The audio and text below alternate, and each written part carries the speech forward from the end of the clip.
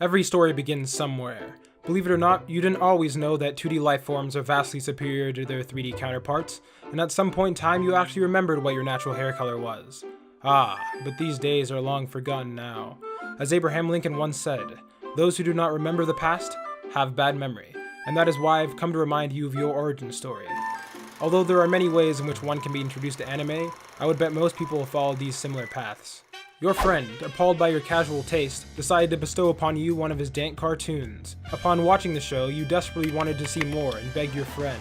Your friend, a savvy businessman, decided it would be beneficial to provide you anime in exchange for goods.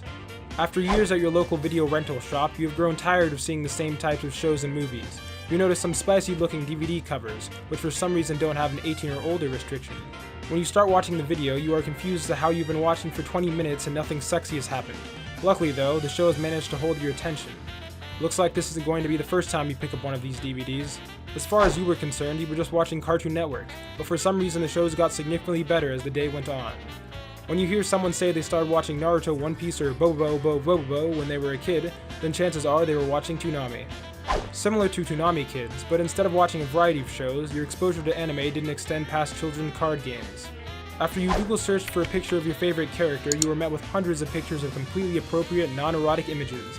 Now anytime anyone even mentions anime, you quickly tell them that you don't watch Japanese porn and run to your nearest police station.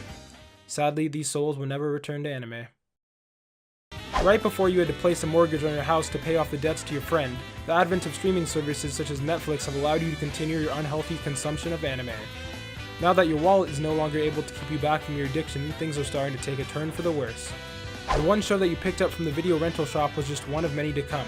You were banned from entering any rental shop in town due to berating other customers with insults due to their casual taste.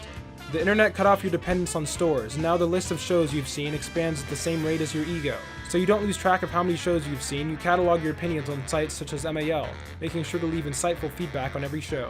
Nostalgia for the TV shows you saw when you were a kid have led you to search all over the internet for them. You have finally found the show that brought you joy as a child, and what do you know, the show is still airing. Since you aren't fully aware that the show you are watching is a part of its own medium, you never bother to look up to see if there are any other shows like the one you love. It doesn't help that the website you are watching doesn't seem to suggest that any other shows exist in the first place. You have entered the first stage of what I will call shonen hell. Time will tell if you ever escape.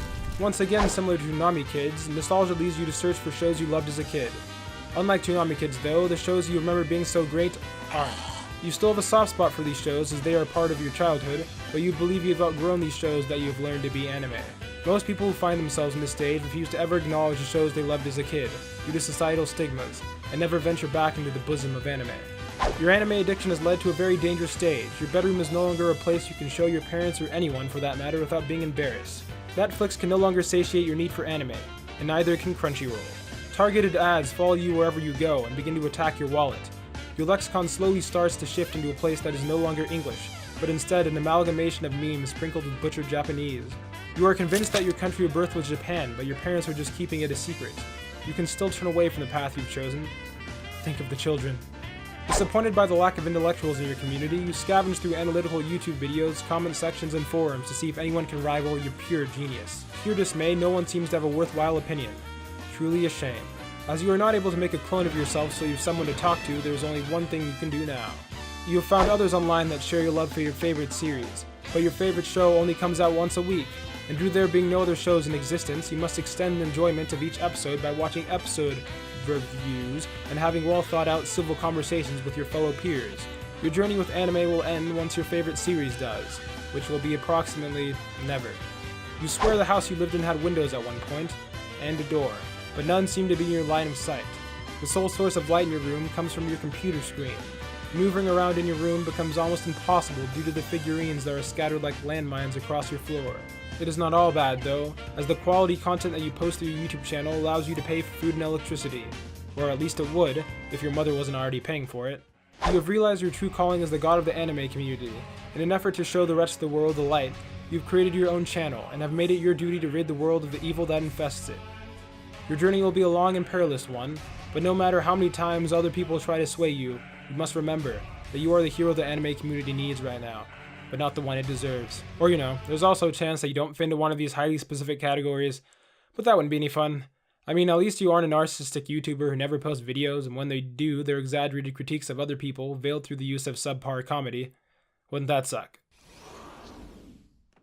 Well, anyways, I hope you enjoyed the video, and yes, I know, it's been 6 months. As for the reason, well, you see, it all started back in the days of old, when the Dragon Lord burned down the village of Feldenheim. Although many weren't able to recover from the treacherous grasp of the Gildan Vales, I valiantly fought off the Fibblethefts until returning them back into their nest. And that brings us to today. This has been the Protagonist, and the plot demands that I leave. See you characters later.